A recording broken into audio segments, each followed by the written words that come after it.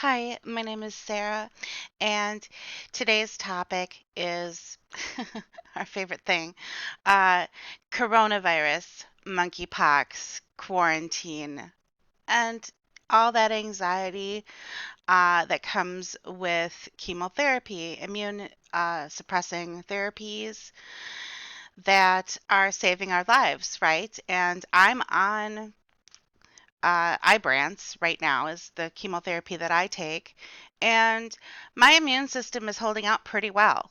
I have not really had many major complaints about feeling sick. I haven't had coronavirus yet, but I have been vaccinated. I've had 3 booster shots, so that's 4 shots total. And, you can call me paranoid, you can call me crazy, I don't care. I have cancer in both my lungs. So I have metastatic breast cancer, which is stage 4, uh, invasive ductal cancer, and basically that means that the cancer in my lungs is breast cancer tissue, and I don't want anything to do with these viruses because I've been told, yes, they have effective treatments now, but I absolutely should not consider myself safe necessarily. And yet, I have a really good team of oncology staff who have made it really clear to me that I don't need to live my life in fear. I wash my hands sometimes a little bit more than average. Uh, I wear masks still. I still haven't worked up the courage to get myself inside of Walmart recently. Uh, Not for the last 2.5 years because I was coming down with a case of cancer right as COVID was hitting the news in early 2020. And I have a lot to say about that in another video, maybe.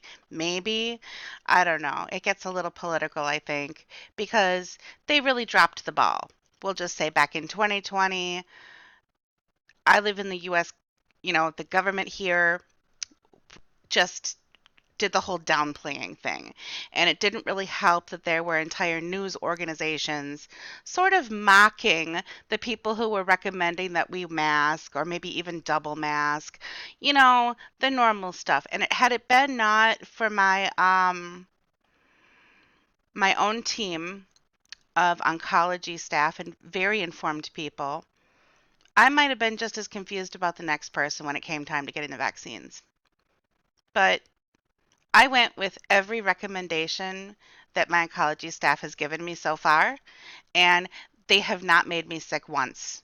Not once.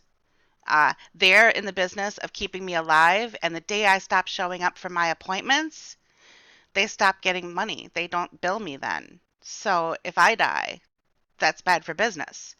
So they're in the business of keeping me healthy. They earn more money keeping me healthy than they would if I was sick, or giving up. So it's in their best interest to keep me coming back every month for my Lupron shots and so forth. All right. They don't earn more money once I'm dead. So get that. I've heard all kinds of suggestions and I've heard all kinds of quote advice from the non-experts out there. And I'm here to tell you that I'm not listening to the news. I'm not listening to Fauci. I'm listening to people that are giving me advice based on my personal medical history. And I'm recommending, here's my medical advice, that you do the same. I'm not a doctor. I'm not a nurse. I'm not any kind of medical professional. I'm just a cancer patient on chemotherapy here to tell you, go to your own doctor and see what your doctor says and do that. Okay? I can't advise you whether to have the shot or not. I don't know your medical history. What? So, anywho, my house, everyone in my household has been vaccinated. Anyone without a vaccine, if you want to come in, you need a mask, period. And I know some people just like have found that out and just left. Okay. All right. Fine. Fine. No hard feelings, please. But I've worked hard at keeping one vehicle and my house quarantine friendly. And that's just a matter of more hand washing, it's just like cleaning up a little. And really, honestly, when I'm at home, I touch my face all I want, you know? It's just when I'm out in public, I make sure that I'm not touching everything. I kind of sort of dodge the people without the masks, I guess. I try to stay at least 6 feet from them. Um, and yeah, I haven't worked up the courage to go inside of a Walmart because I just maybe have developed a little bit of a germ phobia because, man, I sit out there waiting for my prescription sometimes in the parking lot. Where you just call in and they come and bring it to you. Yeah, I sit there sometimes and wait, and I can just see like this ooze creeping down over the doors of the Walmart because these people going in and out that are masked, unmasked, you know, if if a lethal, like highly contagious virus isn't enough to worry you just to like toss on a mask, a cheap little mask, then how do I know that you're washing your hands? Like, how do I know that after you go to the bathroom that those germs don't bother you? You know, well, if you're not worried about COVID, well, then why would you be worried about E. coli? Is my, so yeah, like if you can't be bothered to even just like mask up, I'm not saying vaccine even, but like how do I even know that you're washing your hands and staying sanitized, you know? So I don't even bother. My husband's been great. He's done all the grocery shopping. I don't know how people could quarantine without a caretaker of some sort because he even puts gas in my car. He makes sure that my tires have air. Oh my God, he's my unsung hero. I love my husband so much. He does so much for me to make sure that I'm not having to really relate to uh, anyone out in public, or at least as little as possible. He even picks up my prescriptions sometimes. He goes out of his way without complaining, and he just does it, and I'm so appreciative. Oh, thank you, Jerry, for listening to this. Thank you. I love you so much. But yeah, those friends, those family members that call or like, hey, can I bring dinner? Anything like that is always so appreciated because yeah, I'm not getting out as much. I mean, I still do the drive-through of Panda Express. I do most of my shopping. A lot of it is online now, which I know is not very good for the environment, but choices, But I also make lists and things like that for Jerry to take shopping. Um, and also just tightening our belts more throughout COVID, right? Not really going as many places, that kind of thing. And I have been taking some holidays up north. We live south of Michigan, upper Michigan. And so we'll go up to the Upper Peninsula sometimes, me and a couple of friends, and partake in their legal weed there because here in Wisconsin, that's still legal. Doesn't matter if you have cancer.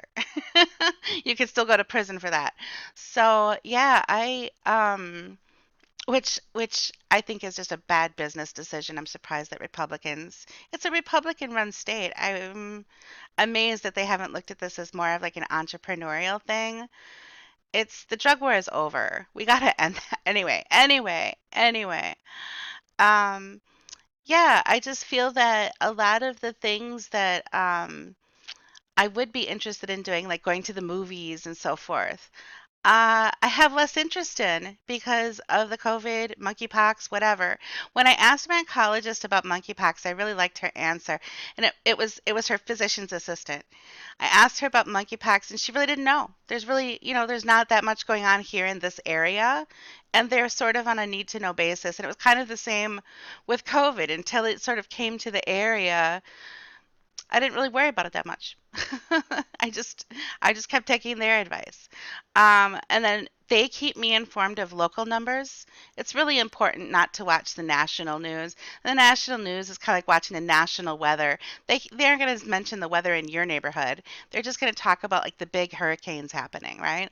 So I mainly just go to my local doctors and ask them for my COVID, monkeypox, whatever advice, right? Just like I would do with my cancer.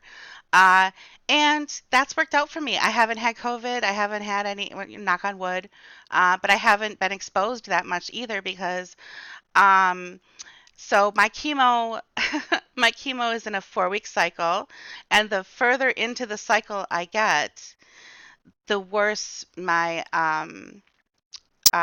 immune system is, right?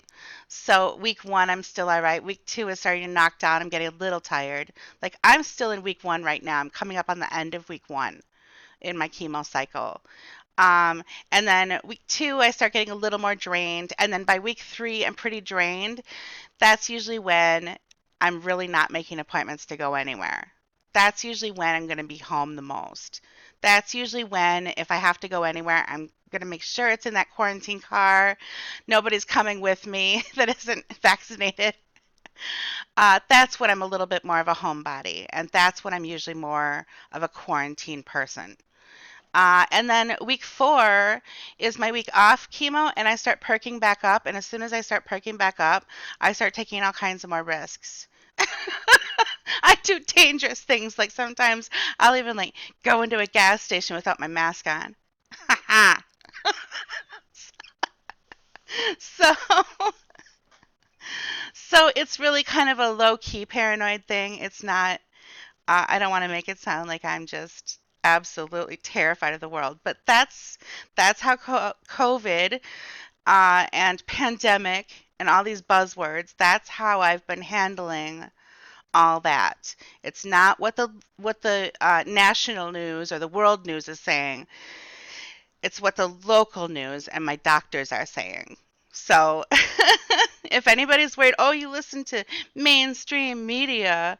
No, no, really, I don't. I listen to my doctors and I don't know who they're listening, whatever the case, they get the information from their local numbers and they inform me based on that. And so, yeah.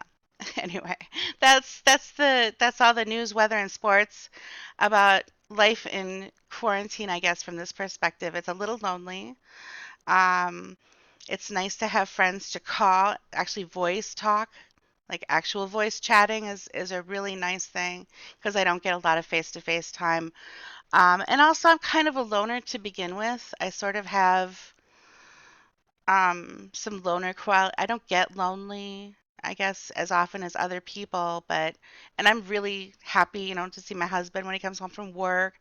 So don't feel bad for me or anything. I'm not lonely. I'm not sitting around crying all the time or anything. I keep plenty busy. I just I wanted just to kind of uh, inform people that yeah, it's like if you're gonna invite me to a party, for example.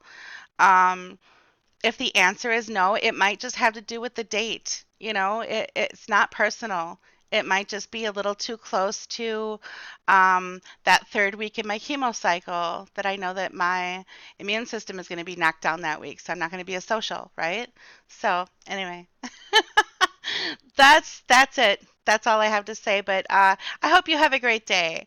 And if you have any questions, feel free to use the comment section below. Subscribe if you would like to have more content from me. And have a great day. You be kind to yourself and to others. All right? Take care. Bye bye.